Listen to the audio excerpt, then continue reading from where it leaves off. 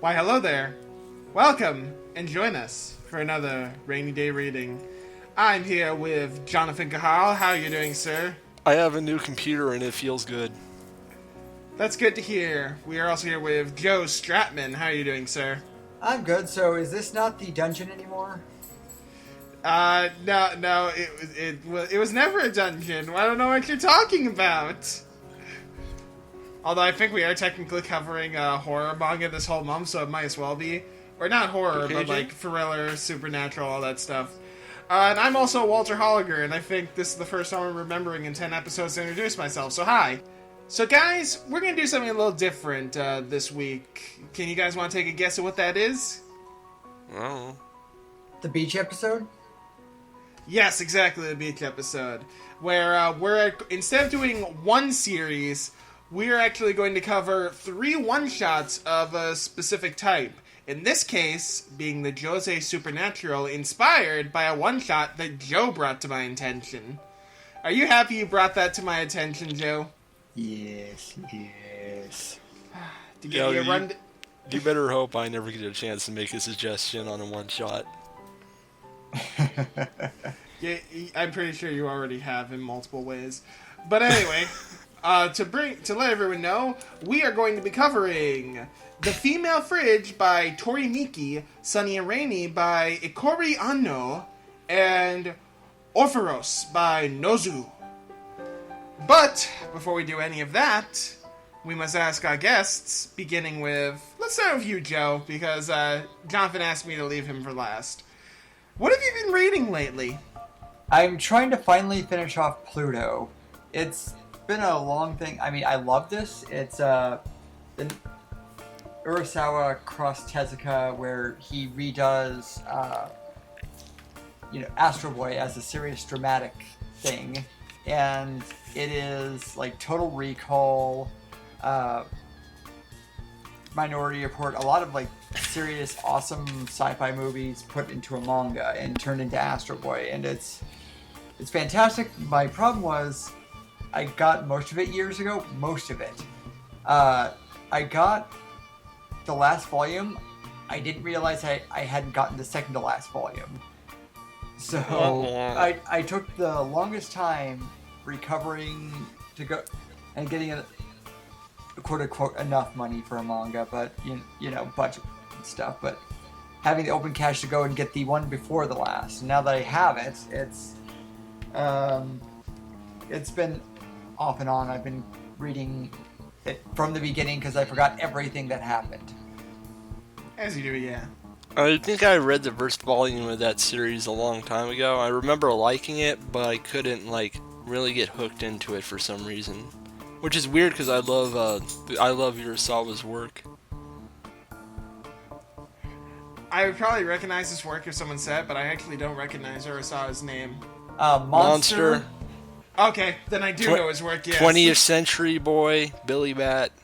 I do know his work, and you want to know why? Because everything I've tried to read from him, I get a few chapters in, and it's just like, I am so bored right now. You need to at least finish 20th Century Boy. That is a masterpiece. I got 25 chapters into that, and then I was just I was really bored, so I just kind of stopped. But you're right, I want to try and get back into that.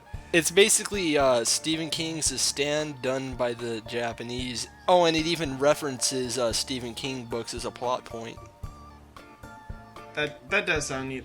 Everything I hear about 20th Century Boys sounds awesome. And I don't know why. I wasn't able to get into it, because I feel like Goodnight Poom Poom was kind of like the same series, but I ate into that like fucking kibble. I love that. I could probably explain why, because it starts very slow and doesn't really get to the really interesting stuff till later, so it's just building up this cult and the adults are remembering stuff, but you don't know where it's going. Yeah.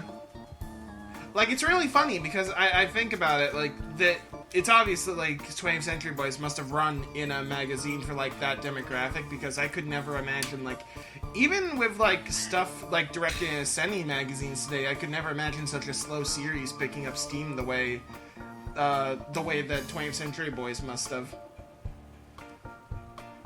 You know what I mean? Yeah. Mm-hmm. Yeah. And Alright. Monster also starts slow. Even the series does. The anime you have to get through at least 4 episodes before it gets really, really interesting. The anime I love the anime, but it does frustrate me sometimes because it'll go on and on for an episode or so about how Johan is the absolute evil and the Doctor is the absolute good and blah blah blah. Nah. I've never read Monster, so I'm just going off of what I've heard. But Monster at least has that neat hook, like this doctor basically threw away his career to save this child, and he grew up to be this monster. Like, so that at least, like, it's slow, but it at least has that neat initial hook that kind of sinks into you. Oh yeah, the first few chapters alone could be just their own standalone manga, ending with Johan appearing as an adult, and it would be perfect.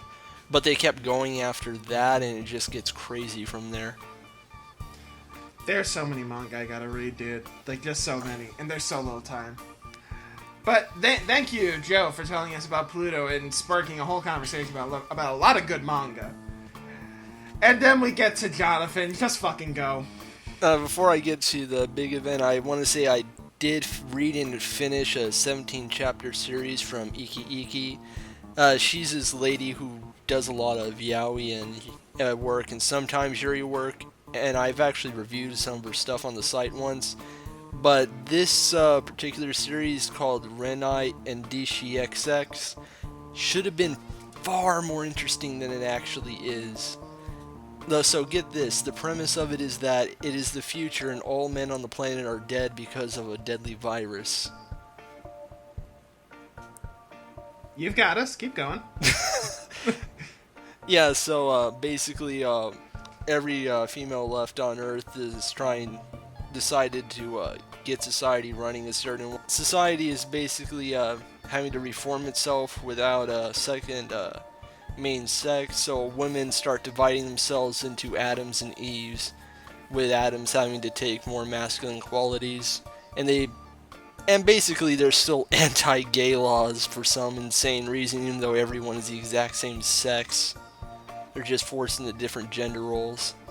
So the series follows a girl who's an Adam from a poor family who wants revenge on the higher class, and it has a lot of potential to be really interesting in its ideas, but then it just sort of ends in chapter 17 and everything gets solved in the background by a bunch of random politicians, and it felt like nothing that happened had any point to it besides the main character finding a girlfriend. And that kind of pissed me off. Aw. Yeah, but the other series I've been reading, get this, is a Yuri manga from the man who made Gantz. Yeah. Oh boy, that's... Morgan Freeman explains the soul, everyone. This is what you could expect. If you haven't read Gantz, is there any proper way to describe Gantz to a sane person? Bloody insanity. Literally bloody, not metaphorical, literally. It's everyone dies to weird aliens that chop them up into pieces and eat them, and at one point there's a boob monster, and a dude tries to fuck the boob monster, and he gets his arms and legs ripped off by the boob monster, but he does get to fuck the boob monster. There you go. That's explaining Gantz. Yeah, Hen is, this series is one of his first series. Hen is nothing like that, and it has a really interesting history. It actually started as a yaoi series for like 13 volumes that I can't find for some reason, but then it became an 8-volume Yuri series that around volume 6 reintroduced the characters from the original series to sort of take over the story and fuck around with the main characters. And it is one of the most uneven things I've ever read, and it's also really fascinating. And I did not know this was from the guy who made Gantz until like I got to the final chapter and decided to check what other stuff this person has done. I was like, holy shit, is that Gantz on the list? Yeah, that's Gantz on the list. Motherfucking Gantz. I'm actually kind of surprised I didn't figure it out earlier, because he self-inserted himself as a character when all the original characters reappeared, and he is the most detestable character of them all. Just awful. He keeps trying to break up the two main couples and get different people together so he has a chance with the girl the lesbian has a crush on. and then he starts having weird thoughts about his best friend, and it's just creepy. But like, he is like a very small part in this. It's basically the series is everyone in love is an idiot. They do stupid shit, almost criminal, but they stop at the last moment and start growing as people, and it works way better than it should. And it's actually kind of smart at times. Like, there's this one scene where the girl the main character is crushing on is her boyfriend is trying to seduce her so he can get his girl back because he's a goddamn idiot. And when it seems like something really dangerous is about to happen, she manages to leave the room, and he's about to chase after her. But then she comes back with her recorder because she had no idea what the actual situation was and just thought he wanted to play some music with her. And so he does, because he has no idea what the fuck he's supposed to do in this situation. And it's just great. Like, it has really amateur art, but it's just really clever how it, like, messes around with... Yeah, it's really clever. I was surprised. No, I mean the art. The art. Yeah, because I remember Gantz, Gantz had great artwork. Like, regardless of what I say about the story, that was a beautiful series. I know, but this was made before Gantz, like, significantly before Gantz, like, started in the 80s. Now I want to read this, because I want to see, like, how his artwork evolved. Yeah, like, the proportions were really, really weird. It's sort of like it was inspired by Rob Liefeld, but it was made before Rob Liefeld.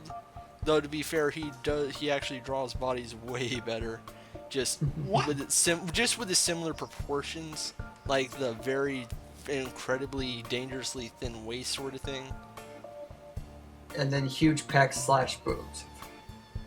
He actually kind of avoids the pecs thing, which is amazing because once the old characters come back, you discover that the old main character just towers over everyone. He's basically the size of a gorilla. It's ridiculous. But he's like very slender and good looking. He's just ridiculously tall and has a stupid looking pompadour. It actually looks kind of cool on him for some weird reason. But yeah, I actually recommend this, and I'm almost through with it. I just want to warn you, there's a 4-chapter arc involving a kid who thinks the main character looks like Fujiko Mine from Lupin the Third. Once you reach that chapter, those chapters, do not read them. Just trust me on this, do not read them. Remember, this was made by the Gantz guys, so something fucked up was bound to happen eventually. I'm now going probably to specifically find those chapters to read them. I wouldn't. Like, he gets close to doing something truly despicable with his characters constantly, but they always back off at the last minute. But then those 4 chapters happen. They'd never come back again, and they're just awful. I will take your word for that. Yeah, fair enough, Jonathan. Thank you very much. You've told us about some very interesting Yuri series, as you always do. I gotta admit, this was less painful than I expected it to be. I like lesbians. Yeah, we know you do, Jonathan. We know you do. Okay, so I guess that means it's my turn. Let me start a little story here. So a couple months back, or more than a couple months, I think this was almost the beginning of the year, I saw that Digital Manga Publishing was putting out Kickstarters for some Osamu Tezuka series to have them translated to English and published, and have them published here in America. So I was like, oh, that's neat. I wouldn't mind reading some of these series. Yeah, let's do this. So I put down some money, and so the months go by, and then the month when the book's supposed to come out goes by, and I'm like, ah, fuck me. And so, last week, the week of, I think it was November 3rd, the package came. I finally got 2 of the 3 books that I kickstarted, and that was Alabaster by Osamu Tezuka. And by the way, first off, let me just say, opening up the books themselves, because I understand there's a little bit of iffiness with DMP at the moment, because they're making a lot of risky business decisions. The books are actually really good quality, good covers, good paper quality, glue's holding up really well. So overall, books very nice. English translation was very good. The story itself, Alabaster, sucked. It sucked terribly. Aww. And And I can specify 2 reasons, but let me go ahead and give you guys the summary. So, Alabaster is about a girl named Ami, who is invisible, who was hit with a ray of invisibility when she was still in her mother's womb. Her mother killed instantly, the baby saved, but gradually turned invisible over the course of her lifetime. Or her childhood, I should say, actually, that's a better way to put it. And so, she ends up meeting another person hit by the invisibility ray. I believe his name was James, it was James something, I forget now that I have the books, like, over there, but I don't want to get up and get them. It was James. A man who was scorned in love, and then tried to kill that person for scorning him in love, and then was sentenced to 5 years in jail and decided the world needed to die for it. And so he took the invisibility ray and went on a crusade to destroy all things beautiful in the world, with Ami by his side and as many hooligans as he could get. And it is a very dark story about how ugliness tries to destroy the human heart and all things beautiful. And it just doesn't work because, first off, it's the most preachy emo crap that you will ever read in your life. Because I really feel like we're supposed to feel bad at first for James. But the problem is, even before, like, we get to know him as a villain, when we're getting to know him as, like, a very, kind-hearted guy, he already shows us that he's a complete, utter douchebag, because before he's even prompted to turn on the world, he wants to choke a bitch for saying she won't marry him. So it's like, okay, so you're just a dick no matter what path you were going to take in life. Thanks a lot. It doesn't help, of course, that he's a black man in, like, 1960s or 70s, so, like, that's just adding fuel to the fire. Ooh. And the second thing is, Osamu Tezuka has a very cartoony style, which lends itself very well to a great number of series. Oh. This is not one of them. Oh, wait, is this a Black Lips thing? No, actually, I really thought it was going to be like Shin Takarajima, where, like, the African natives had the really big lips and was a very racist portrayal. It was not like that. It was actually, he looked just like a regular human being, which was very good. That's very good. But then when he gets hit by the invisibility ray, it turns his skin invisible. So all you see are like, a white which I think is supposed to be his muscles, and like black veins. I don't even know what that's supposed to mean. I like threw my hands up and didn't even bother with the racial symbology or whatever at that point. But there's one image where it shows like this really detailed portrait of Alabaster, and it's like, okay, yeah, this is gonna be really freaking neat. And then it doesn't show that again, and it just goes to these very cartoony characters and faces, and I'm like, oh dear God. Oh no, this does not fit. It's the cartoony, like, they've got the comic expressions, they've got the very disproportionate faces and body types, and it's like, none of it works with what you're trying to say in the series. Yeah, I'm glad young Blackjack changed up a lot of designs, like, to make him very Tezuka, but not overly so you can actually take characters seriously.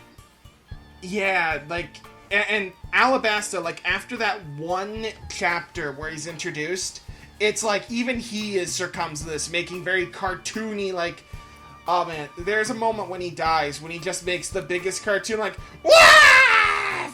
face. It's terrible. Oh, and there's a rape scene, because we need to show that beautiful people are monsters, and the invisible girl is raped. Oh. It's, yeah. So yeah, Alabaster kind of sucked. Like I said, though, the book from DMP, very well made. I'm very happy with that. The story sucked. Don't read Alabaster. I just remembered something. Go for it. I think the Gans guy made a trans character in Hen, and I'm not sure how to process him doing something better than most manga artists. Like I said, dude, give Inuyashiki a try, because that's not terrible. Yeah, I've gone on a weird tangent here. No, I think it's fine. I think it's fine that you want to mention that. I mean, it's hard to portray trans characters, and if he actually did it somewhat decently, then that's worth mentioning. I think he did it accidentally. That's the thing.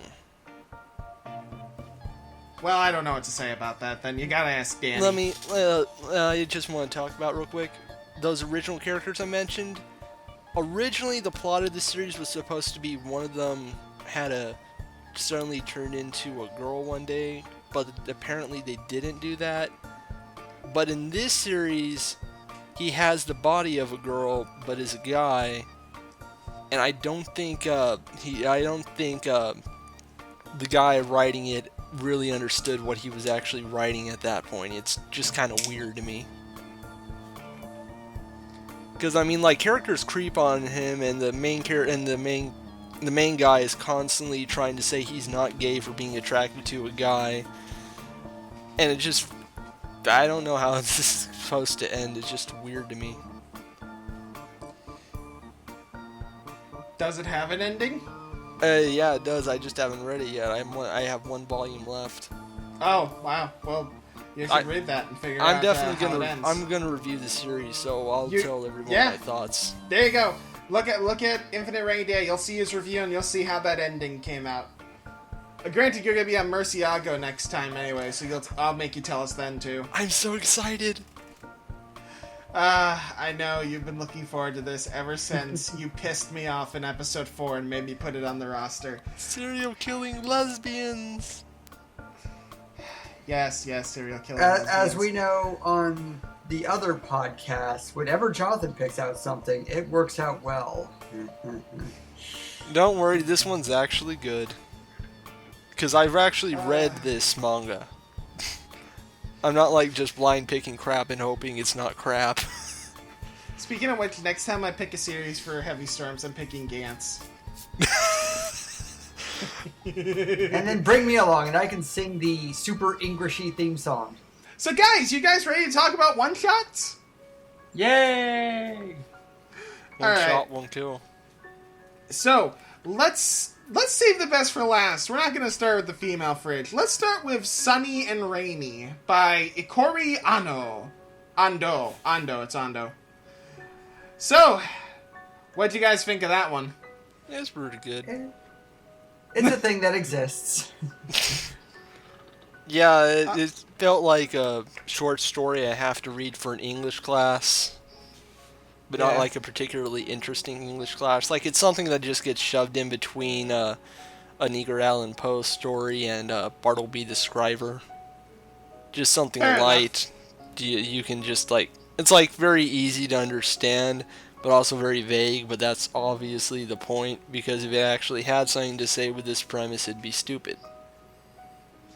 Yeah. So, to give a quick description of the summary of the story... A girl continues to receive... I actually didn't even catch the girl's name. I don't know if either of you caught it. Maybe her best friend gave the name once, but I don't remember it. Female lady. It's girl. Yeah. A girl receives phone calls telling her from someone where they will be, and it turns out that correlates to various storms that hit Japan. So she always knows when it's going to rain, when it's going to be sunny. And she uses that to her advantage. Wait for it. Go on. Wait, what? You'll find out later. Now I'm scared. Alright. I think that was actually it. A girl receives phone calls. I mean, without spoiling anything, a girl receives phone calls and that tells her when it's going to rain and when it's not. Yep, and her best friend thinks it's, is there a boy in your life? Because we needed that. Wait it was for absolutely it. Necessary. What the fuck are you doing, Jonathan? You're scaring the crap out of me. So, should we talk about the ending of it? Because it's kind of important to talk about the ending of this one, since there's not much else to talk about. Yeah, it's true. The only thing to talk about with this one is the ending. So, do you guys mind if I just spoil it? Go for it. Wait for it. I am Jesus! That's the ending. He means Jesus, or pick your deity of choice. Really, it's some sort of angel in the form. What form did the angel take again?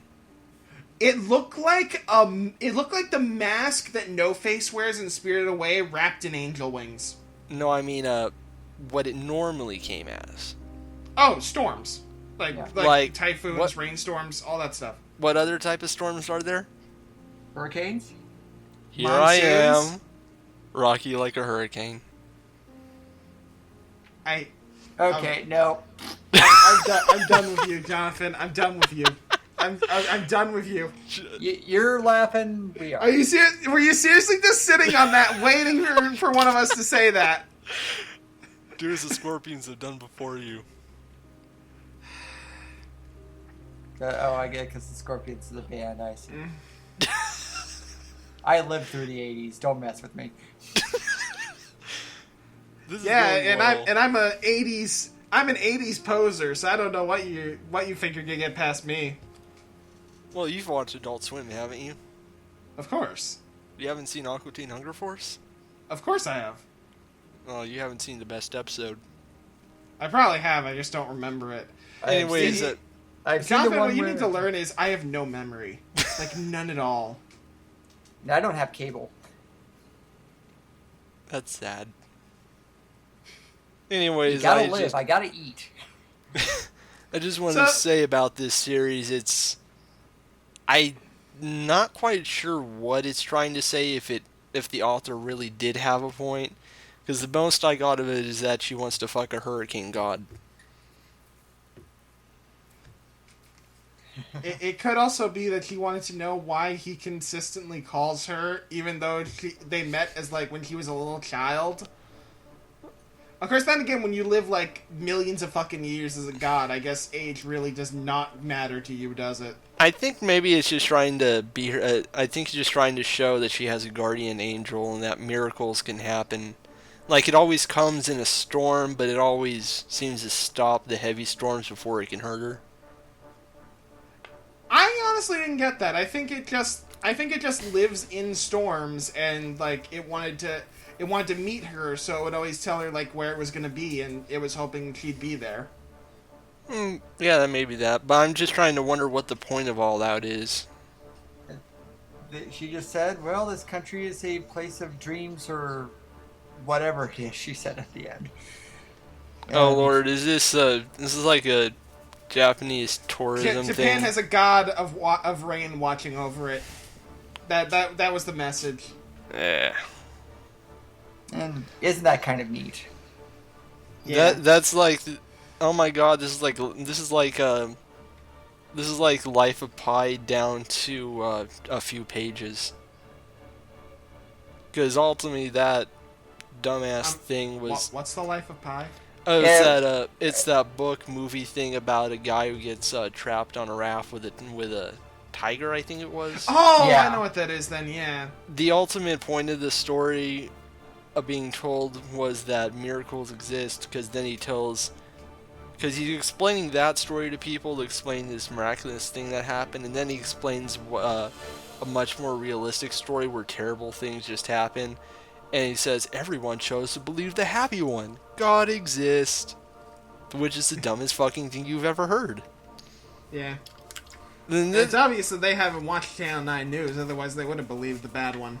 Yeah, this is what that story felt like to me. It felt like pointless trying to be deep about something related to like faith or belief, but they have no idea how to get it across. So, final verdicts on this one? It's pretty. Numbers, people, numbers! I don't feel good about giving a number to a one-shot. Why not? There's just not that much meat there to get into, and like unless it's really long, and none of these were that long. Alright. Alright, if the guy Fair who's enough, forcing then. numbers upon us doesn't want numbers, we won't give them. Okay, 8 fine. out of 10, worst game ever. IGN. Too much water. I give it Alright. 5 stars out of Inf. 5 stars out of 8+. I give it Rain God Sex out of 10. Next up is Ophoros by Nozu. So what you think of this one? That sure was a shonen setup there. Yeah, it was. Yeah, I'll admit, I was kind of running low on Josei Supernatural series when I picked this one out. But anyway, the description for this one, we have two demons who make deals with humans for their souls, but they hate touching humans because we're greedy sons of bitches, and let's face it, who can blame them? Until they meet one shrine maiden whose only wish is to be healthy again, because she's always had a disease. So they basically attempt to try and make a deal for her soul when what they call bailiffs come to basically kill the demons for not collecting souls and being clean freak assholes. I mean, I'll be honest, it was dumb, but I liked it. I don't think it was dumb. I just think it was sort of confused with its mythology. Like, I think it was implying the bailiffs were there also for the girl, which doesn't make sense because he even tried attacking her at one point. That never really clicked for me. What point is there to attack the girl? Because they're not the ones. I never got that. Yeah, I never got that from it. It's... I always felt like they were there for him, but they were also kind of demons in their own right, so they just didn't give a fuck. Which is weird because they have a certain role to play, which is keeping these two in line and like their kind. Yet they'll attack random people who are around them. That just seems like it's sort of getting in the way of their work as well. Because, like, they're clearly here to get her soul, and, well, why would you attack the person they're trying to get the soul from? It's in their way. That's the only thing I can think of. Yeah. It's the nature. Way of my people. It's in my nature. And, of course, you have the two demons, who I'm going to call White and Black, because that's basically all you're going to remember about them. Is one wears white, one wears black. That's what their names literally meant. Oh, perfect then. That makes life so much easier. I know part of their names were just White and Black, and the other... Yeah, it was Kuro and Shiro, I think, wasn't it? Yeah. Yeah. So you have Kuro, who's like the quiet, I just want to get my fucking job done. And you have the playboy Shiro, who's just like, you are totally my girl. Let me touch your tits. And then the girl was, no. Go die. No. He did say that at one point. I found that hilarious. Would you say that, if you had to compare it to the Sonic characters, would you say that Kuro is Shadow? I don't know. Nah, he didn't use enough guns. I stopped caring about Sonic mythology a long time ago. I remember I once got in trouble because I had a copy of Shadow the Hedgehog in my GameCube when I was at my cousin's house, and this girl they were friends with, a very little girl, was playing my GameCube when I wasn't looking because I was looking at stuff on the internet, and then Shadow died at one part and he said damn, and all the adults lost their shit. Is it? Oh, wow. Yeah. And remember, folks, Shadow was made to appeal to American audiences. And apparently that worked. I know. I hate people.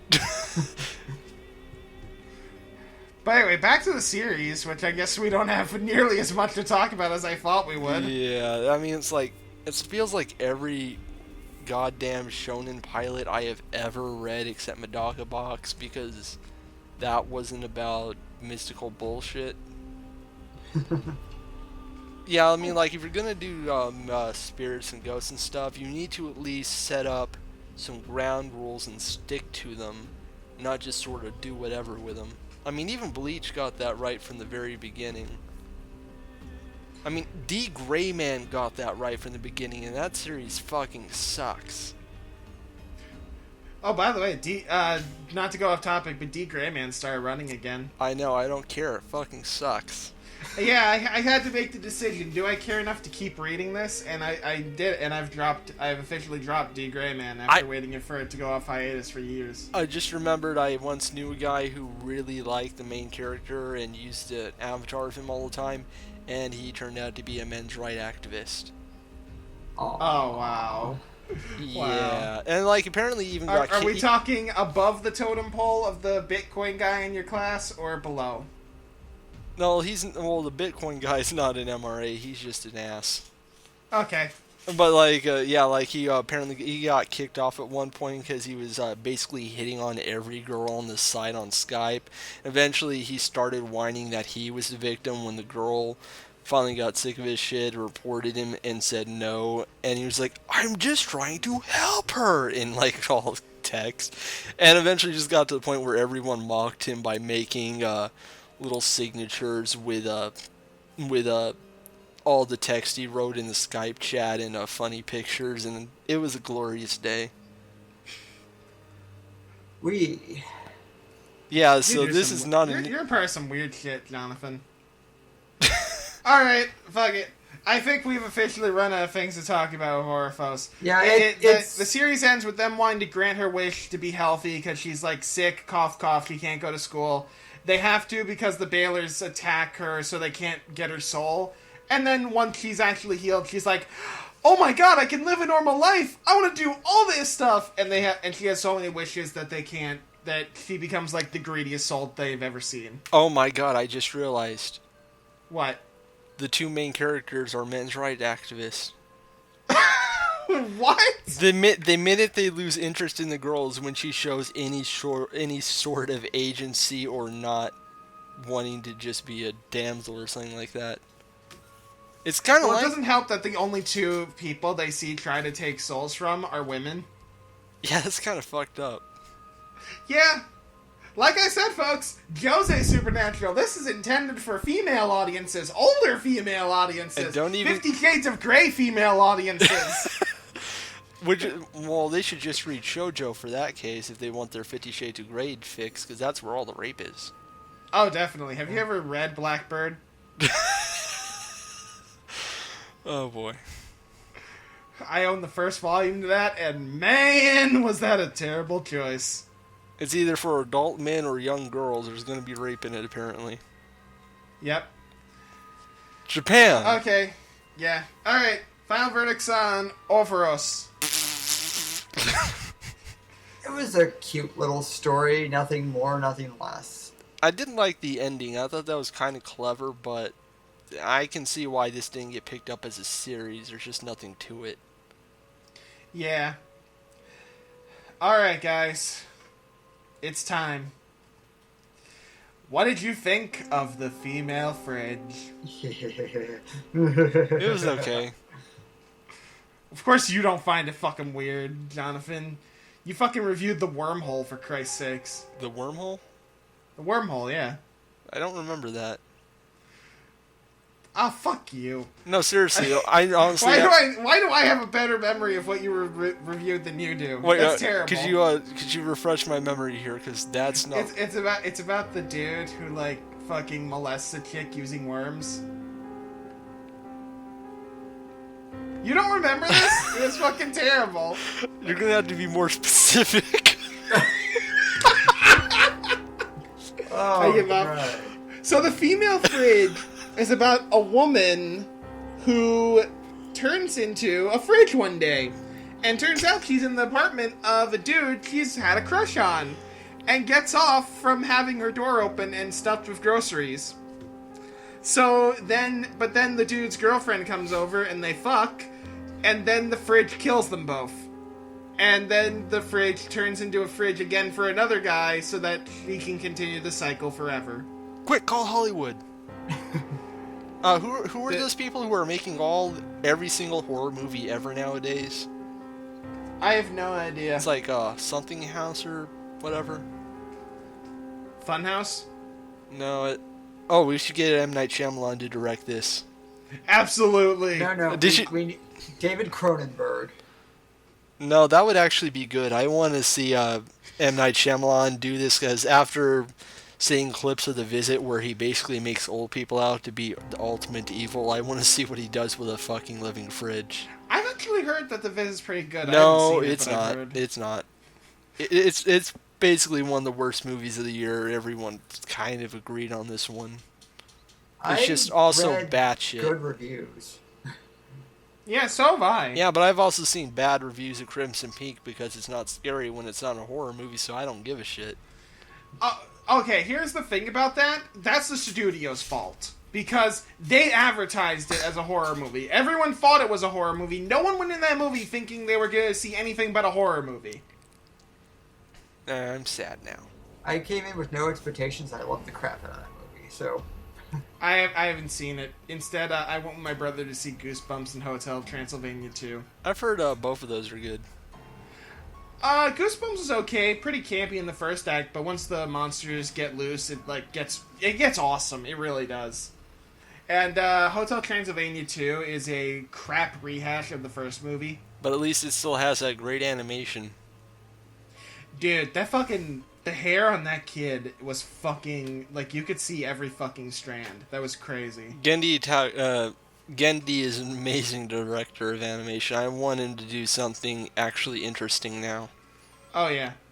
Fuck it, just put him on Pixar film. No, let's leave him away from Pixar. That's a sinking ship right there. What do you mean? There's some good stuff coming out from... Have you seen the trailer for The Good Dinosaur where they're Have you heard of the actual production troubles that movie's going through? No, what's going on? Remember the last time they changed directors during production and that resulted in Brave? I'll be honest, I kind of liked Brave. I didn't think it was their best work, but I still liked it. It was alright. But it's like Pixar. For them, that's pretty low. I guess you got a point, but let's face it. If Brave is the worst Pixar's gonna do, then I think they're just gonna be okay. That was one of the Cars movies. Probably Cars 2. Cars 2. Cars 2, definitely. Dude, I had such a fucking heyday talking with people about how the fucking anatomy of those cars worked after that movie. Do they have car boobs? No. It's just that, okay, they need fuel, but they have mouths, and when the fuel is in the car and they heat the fuel up, it makes them explode from the inside. So is the fuel tank like their butt, or is the exhaust like their butt, or what the fuck is up with those guys? If I open the door, would guts fall out? And now that you've mentioned it, does that mean the fridge is just one giant vagina? Absolutely. That was. And now we're back on topic. Yes. Vagina. Finally. Yes, the fridge is one giant vagina. I was fully convinced of that reading this. It got wet at one point. I'm surprised he didn't throw it out at that point, because a leaking fridge is not a good thing.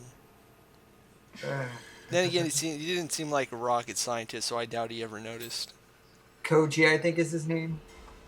The name of the author is Tori Miki. Yeah, I read up on some stuff. He wrote the third Pat Labor movie, and that's the only thing I recognized. Okay, then. But, yeah, it has a lot of weird things. It starts out weird and gets weirder, because then it gets sexual. Because then it's like... Koji that was the whole point. Like, he had a crush on this dude. She totally wanted to fuck him. Yeah. And he puts his hands in me. It feels like he's inside me. I find it amazing that this fridge killed the one chick, though. Like, that was the best part, because it's like, how the fuck do you even do that? So, like, he made her fridge warm, and then must have super cooled herself, because the next thing we see is the girl fall over, and her face actually crack on the floor. Like, it's been perma-frozen. Yeah. God, compared to that, the dude died by the fridge falling on him. Man, that's boring. That's, like, so boring. Yeah, that was pretty boring. But then again, in this particular story, did you want to see anything more? No, I'm very happy that the fridge killed both of them. No, I mean, like, did you want to see the fridge do anything more extreme? Anything more extreme? Well, I mean, we already determined he has super freezing powers. I kind of would have liked to see more of that. I'm not sure. I think this story works best when the fridge just sort of does stuff within its limitations and not anything particularly drastic. Like, if it started, like, getting teeth and eating people, that would be the dumbest fucking thing. Yeah, well, you wouldn't want to do that, but it really seemed like it could just do what a fridge could do, plus some supernatural shit. But I guess what else did I expect from this? And as a random note, there is nudity in this, male and female, so it's equal opportunity. But yeah, it is very, it shows the sex. Yeah. One panel though. It ain't pretty sex. Yeah, that dude is butt ugly. The art isn't fantastic, but Though I think that works since this is definitely a horror story. So, and ugly is kind of an important part to making horror good.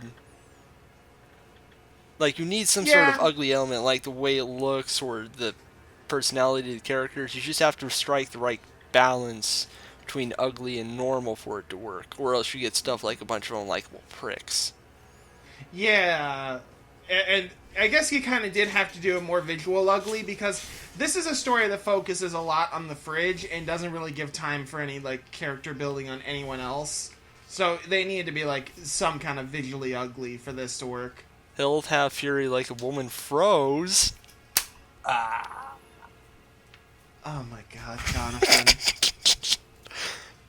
Oh my god. one of Jim. these All right. days, one of these days, you're on a Yeah. list. You don't know what the list is, but you're on it. Is it Oh, of yeah. handsome people? Like I Okay, we said, can tell you it's not that. David better also be on it. you don't get to know the list. Aww. So guys, I mean I think there were 13 pages in total to this. So This was anything else? this was definitely the most memorable of these three because it actually.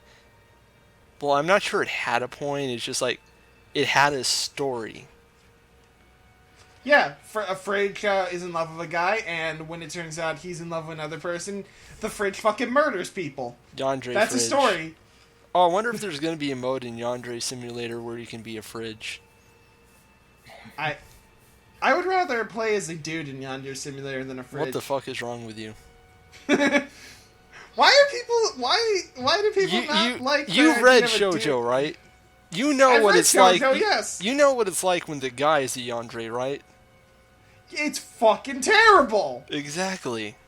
I want to do that. What the fuck? Hey, that's what video games are for, man. What do you think I'm going to be doing? I'm going to be playing Fallout 4 tomorrow. I'm gonna be calling the FBI. Dude, I'm gonna- dude, I- don't, I'm gonna dude, call- if they... No. Then I just remembered the stuff that's on my old hard drive, so maybe that's not a good idea. Oh, that was the FBI coming to get Dirk. Shit. How do they keep Alright, finding guys, me? I think we've done all we can. We've talked about this as much as We need to can. give this a score related to fridge puns. You won't get freezer burn. You know what? I am just going to say it's one of those things you find when you take the wrong turn on the internet, and it's very weird. It's very, what the hell is this? But at the end, you're not, you don't regret taking it. So, Yeah, I didn't dislike this at all. I mean, every time I find something fucking weird that I can't even talk about here on the internet, I'm just like, so that exists? Huh. What can you not talk about? You constantly post pictures from the porn series on your Twitter. Yes, but I post captions of text that are hilarious. I don't post the actual context. Yeah, like you just post woof. Yeah, and then Fucker, you wait for people wolf. to ask you for the names of the series and subject themselves to it. fucker, wolf.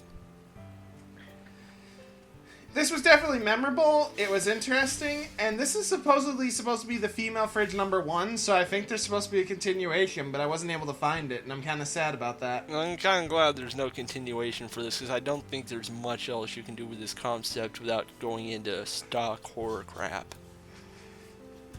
True, but god damn it, it would have been a glorious descent into stock horror crap. Yeah, Anyway. I can see it.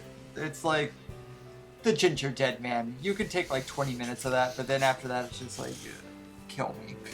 Next time we do one of these one-shot things, I'll pick out 2 good ones, and then one out of a list of terrible things I've seen, just to fuck with people. Marvelous. Not Absolutely even I will marvelous. be prepared for what we get. I'm glad to know that, Jonathan. I'm really glad to know that. So, I think we're done, by God. Anything else anyone needs to say? I'm tired. We need to find good last words to end on. Let's see, what are some good last words we could... Chill, man. Chill. And now I gotta mute Jonathan's audio, because otherwise we're gonna get fucking copywritten, because Jonathan, you fucking asshole. Go stick your head in the fridge. Cool off for a while.